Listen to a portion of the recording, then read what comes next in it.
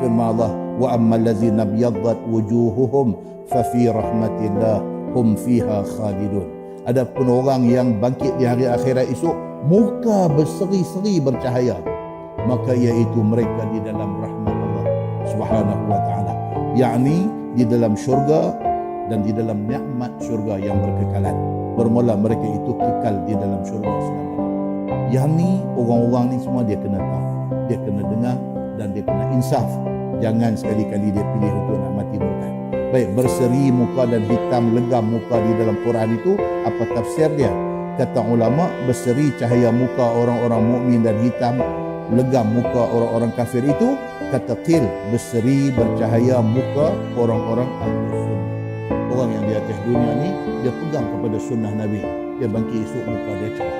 Dan hitam legam muka orang-orang ahlul bid'ah.